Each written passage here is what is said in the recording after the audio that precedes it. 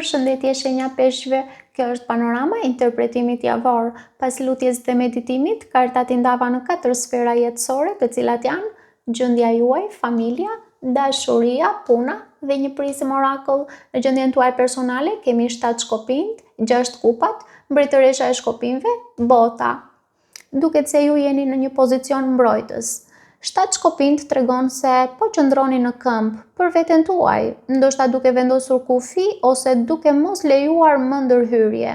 6 kupat është një kartë që unë kam shumë gjanë, sepse sjell të kaluarën, nostalgji, kujtime, njerëz, emocione që rikthehen. Mund të jeni duke reflektuar mbi një lidhje apo një periudhë që ka pasur rëndësi për ju. Mbretëresha e shkopinjve është shumë e fortë. Ajo është vetbesim, magnetizëm, kontroll mbi veten. Për shumicën për jush, unë do të thoja që kjo mund t'ju përfaqësoj ju në versionin tuaj më të fuqishëm.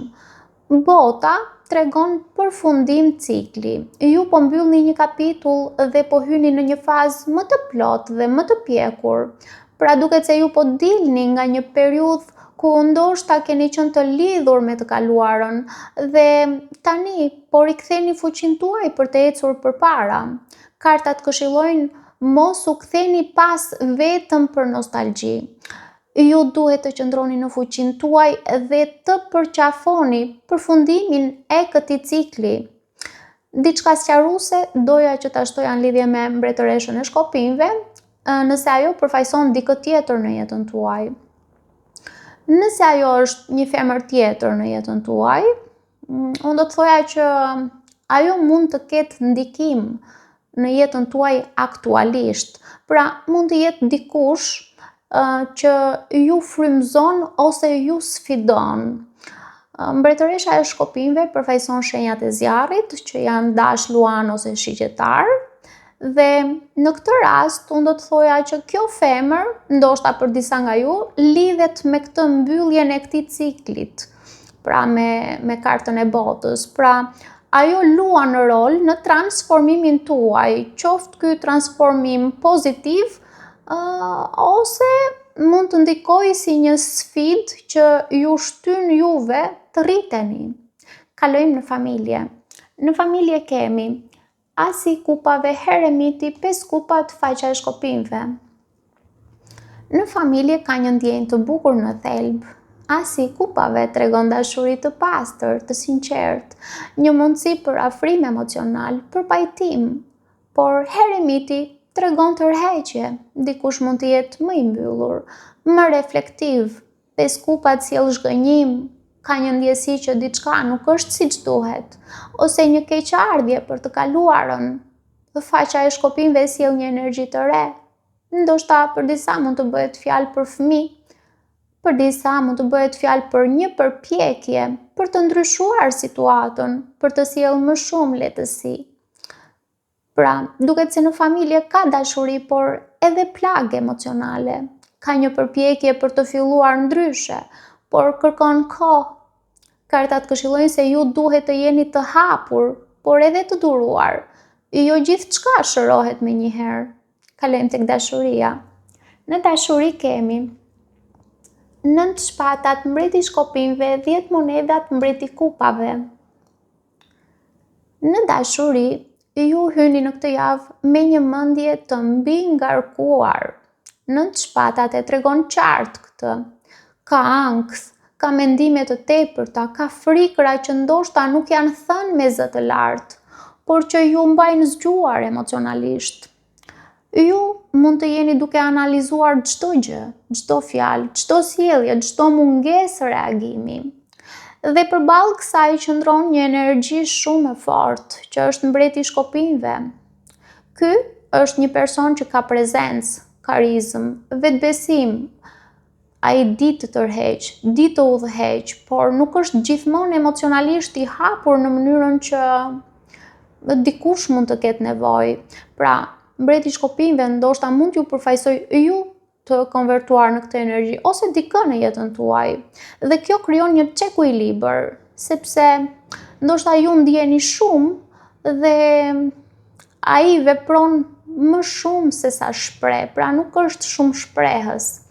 Por thellë, kjo marrëdhënie ose kjo situatë nuk është e lehtë apo kalimtare.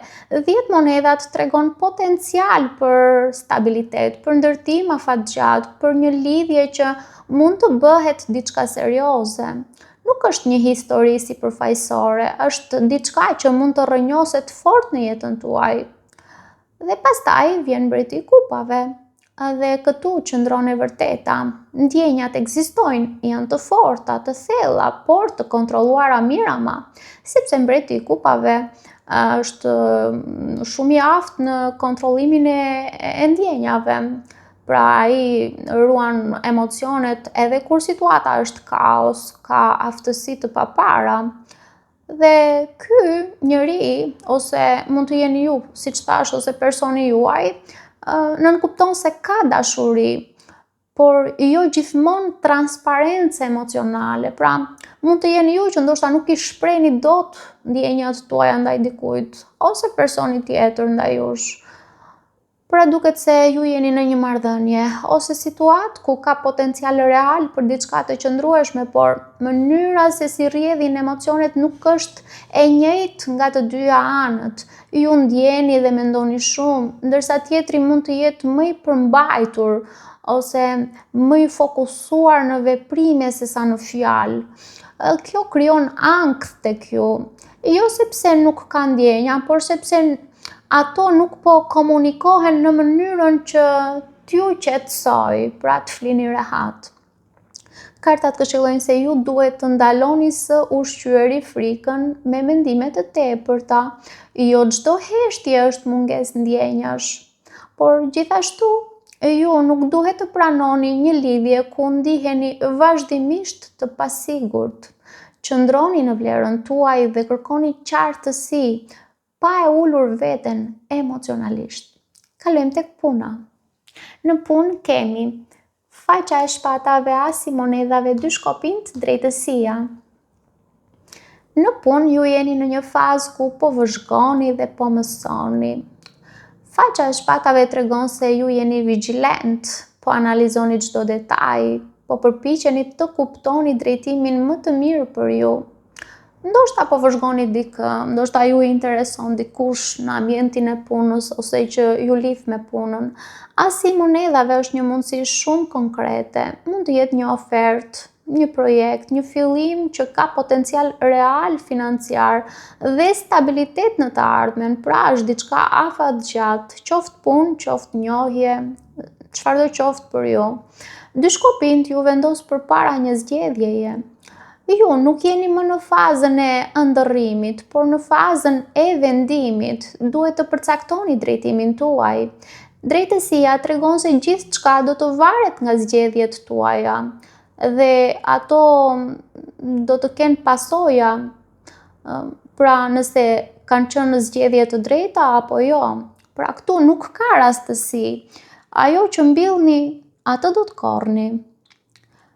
Duket se ju jeni përballë një mundësie reale për të ndërtuar diçka të qëndrueshme në punë, por duhet të jeni të qartë dhe të drejtë në vendimet tuaja. Nuk është kohë për konfuzion, është kohë për përgjegjësi.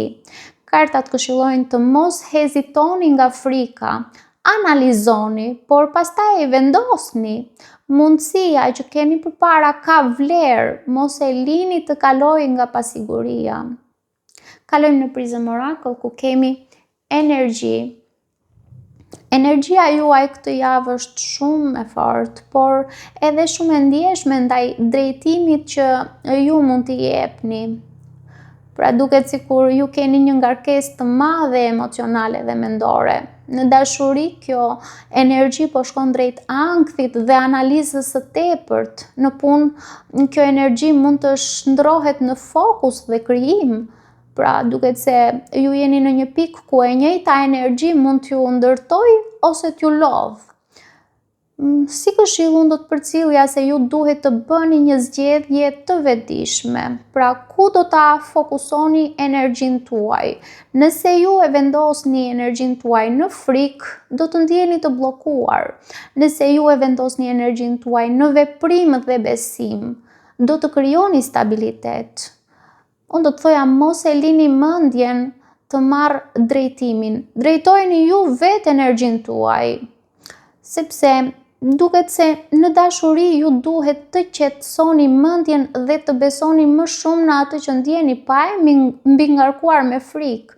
Në punë ju duhet të merrni vendime të qarta dhe t'i shfrytëzoni mundësitë që po ju vijnë, sepse ju nuk jeni në mungesë, jeni në mbi ngarkesë mendimesh dhe sapo të gjeni qetësinë brenda vetes, do të shihni që rruga juaj është shumë e qartë se sa duket.